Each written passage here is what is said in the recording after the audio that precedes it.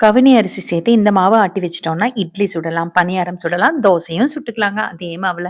எனக்கு தெரிஞ்ச ஒரு சில குறிப்புகள் சொல்லியிருக்கேன். வீடியோவை முழுசா பாருங்க.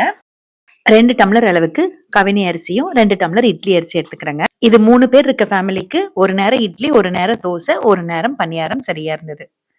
அதே டம்ளர்ல உளுந்து 1 டம்ளர், 1 ஸ்பூன் வெந்தயம் தனித்தனியா ஊற வச்சுக்கலாம். 6 மணி நேரம் கண்டிப்பா ஊறணும். ஊறினதுக்கு அப்புறமா முதல்ல உளுந்து சேர்த்து கிரைண்டர்ல ஆட்டி எடுத்துக்கலாம். உளுந்து ஆட்டி எடுத்ததுக்கு அப்புறமா அரிசி சேர்த்துக்கலாம். என்னோட மெத்தட்ல ரெண்டுமே ஒன்னா சேர்த்து ஊற வச்சு கூட ஆட்டிக்கலாங்க. நான் அப்படியும் பண்ணுவேன் சில சமயம். இப்ப இந்த அரிசி கொஞ்சம் நல்லா நைஸ் ஆயிருக்கு. ரொம்ப வலுவலு நைஸ் ஆக வேண்டாம். லைட்டா குறைநா இருந்தா பரவாயில்ல எடுத்துக்கோங்க. ஒரு 2 ஸ்பூன் அளவுக்கு உப்பு சேர்த்துட்டு நல்லா கலந்து விட்டுக்கலாம். நல்லா கலந்துட்டு மூடி வச்சிருங்க. ஒரு 6ல இருந்து 8 மணி நேரம் புளிக்கணுங்க. புளிச்சதுக்கு அப்புறமா நம்ம இட்லி ஊத்திக்கலாம். மாவு பாருங்க இந்த திக்னஸ்ல இருக்கணும். ரொம்ப தண்ணி ஊத்திட வேண்டாம். குளிர்காலம் அப்படிங்கும் போது 8 மணி நேரம் ஆகும். வெயில் காலம்னா 6 மணி நேரத்திலேயே புளிச்சிருங்க. அவ்வளவுதான். லைட்டா கலந்து விட்டுட்டு இட்லி பாத்திரத்துல இட்லிகளை ஊத்தி அடிக்க வேண்டியது தாங்க. இந்த கவினி அரிசி மட்டும் தனியா சேர்த்து பண்ணோம் அப்படின்னா ரொம்ப பிசு பிசுன்னு ஒட்டும். அதனாலதான் நம்ம இட்லி அரிசியும் சேர்த்து பண்றோம். இட்லிகளை ஊத்திட்டு தண்ணி கொதிச்ச நேரத்துல இருந்து 10 நிமிஷங்க. அவ்வளவுதான். சூப்பரா இட்லி ரெடி ஆயிரும். இதுக்கு என்ன சட்னி வேணும்னாலும் சூட் ஆகும். தேங்காய் சட்னி, சாம்பார், தக்காளி சட்னி எதுனாலும் நல்லா சூட் ஆகுங்க. இதே மாவு பாத்தீங்கன்னா தோசையும் சூப்பரா சுட வரும். உங்களுக்கு கொஞ்சமா மாவு ஊத்தி நல்லா ரோஸ்ட் மாதிரியும் சுட்டு எடுத்துக்கலாம், இல்ல நார்மல் தோசை மாதிரியும் சுடலாங்க. இதே தோசை மாவுல நீங்க பொடி தோசை, வெங்காய தோசை, மசால் தோசை எல்லாமே கூட பண்ணலாம். நல்லா திருப்பி போட வருங்க. சூப்பரா வரும் தோசை.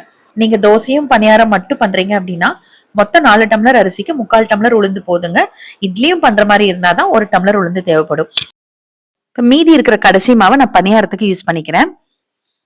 பெரிய வெங்காயம் 2 பொடி பொடியா வெட்டி வச்சிருக்கேன். கொஞ்சம் பச்சை மிளகா, கருவேப்பிலை, இஞ்சி கட் பண்ணி இடிச்சு வச்சிருக்கேன். ஒரு கடாயில எண்ணெய் ஊத்திட்டு நல்லா தாராளமா கடுகு, கடலைப்பருப்பு, உளுந்து பருப்பு தாளிச்சுட்டு பச்சை மிளகாய், இஞ்சி நம்ம வெட்டி வச்சிருக்க பொருள் எல்லாம் ஒன்னொன்னா சேர்த்து நல்லா வதக்கி விட்டுட்டு அதுக்கப்புறமா நம்ம மாவுல சேர்த்துக்கலாம். நான் சில டைம் வதக்காமையே கூட இந்த எல்லா பொருளையும் மாவுல சேர்த்து கூட பண்ணுவாங்க. அதுவும் நல்லாதான் இருக்கும். நம்ம எப்படி பணியாரங்களா ஊத்தி வேக வைக்க போறோம். அதனால ரொம்ப நேரம் வதக்கணும்னு அவசியம் இல்லை. லைட்டா வதக்கிட்டு மாவுல சேர்த்திக்கலாம். நம்ம உடனே பணியாரம் சுட போறோம்னும் போது மாவுல உடனே சேர்த்திக்கலாம். இல்லைன்னா கொஞ்சம் ஆற வச்சு சேர்த்திக்கோங்க. இல்லைன்னா சூடா இருந்ததுன்னா டக்குன்னு புளிச்சிரும்.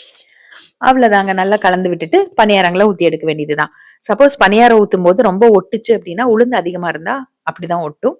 அந்த சமயத்துல 1 ஸ்பூன் அரிசி மாவு லைட்டா தண்ணியில கலந்து உள்ள சேர்த்திட்டு நம்ம பணியாரங்களை ஊத்திக்கலாங்க. பணியாரக்கல்ல குழிகள்ல 1/4 ஸ்பூன் அளவுக்கு எண்ணெய் ஊத்திட்டு நம்ம மாவை உள்ள சேர்த்துட்டு மூடி வச்சிடலாம். மீடியம் ஃப்ளேம்ல வச்சுக்கோங்க. அதுக்கப்புறமா கொஞ்ச நேரம் கழிச்சு திருப்பி போட்டுட்டு 2 பக்கம் வெந்ததுக்கு அப்புறம் எடுத்து சர்வ் பண்ண வேண்டியதுதான். பணியாரத்துக்கு எப்பவுமே கார சட்னி நல்லா இருக்கும்.